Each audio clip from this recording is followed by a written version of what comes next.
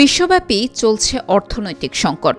Russia Ukraine যুদ্ধ ঘিরে বিভিন্ন নিষেধাজ্ঞা, ব্যাংক ঋণে উচ্চ সুদহার ও লাগামহীন মূল্যস্ফীতি বিশ্বব্যাপী তৈরি করেছে বাড়তি চাপ।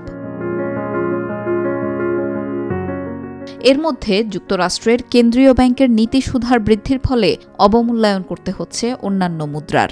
এতেই তৈরি হচ্ছে অর্থনৈতিক সংকট। অর্থের প্রবাহ ঠিক রাখতে অনেক বিধিনিষেধ আর শর্তের চাপ থাকলেও আন্তর্জাতিক মুদ্রা তহবিল IMF-এর দ্বারস্থ হতে হচ্ছে অনেক দেশকে।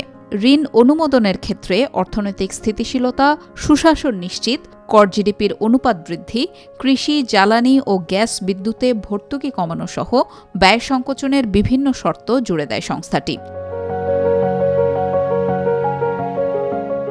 এসব কঠিন শর্ত মেনে এখন পর্যন্ত IMF-এর থেকে ঋণ নিয়েছে 100টি দেশ। সেসব দেশের কাছ থেকে সংস্থাটির পাওনার পরিমাণ দাঁড়িয়েছে $111 বিলিয়ন, যার প্রায় 69% নিয়েছে শীর্ষ ঋণ গ্রহীতা 10 দেশ। আর IMF-এর কাছে সবচেয়ে বেশি ঋণগ্রস্ত 10টি দেশের মধ্যে 5টি আফ্রিকা অঞ্চলের। দক্ষিণ আমেরিকার দেশ রয়েছে 3টি। তালিকায় ইউরোপের একমাত্র দেশ ইউক্রেন, আর শীর্ষ 10-এ এশিয়ার প্রতিনিধিত্ব করছে পাকিস্তান। চলতি বছরের এপ্রিলে প্রকাশিত IMF-এর তথ্য মতে সংস্থাটি থেকে সবচেয়ে বেশি ঋণ নিয়েছে আর্জেন্টিনা।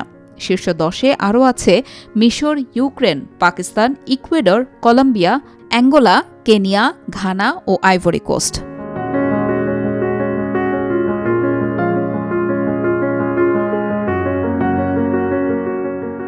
বর্তমানে আর্জেন্টিনার কাছ থেকে $32 বিলিয়ন পাবে IMF, যা দেশটির জিডিপির প্রায় 5.3%। তালিকায় দ্বিতীয় স্থানে থাকা মিশরের ঋণ $11 বিলিয়ন, যা তাদের জিডিপির 3.1%। তৃতীয় অবস্থানে ইউক্রেন, তাদের নেয়া ঋণের পরিমাণ জিডিপির $9 বিলিয়ন বা 4.7%। জিডিপির 1.8% বা $7 বিলিয়ন ঋণ নিয়ে চতুর্থ স্থানে আছে পাকিস্তান।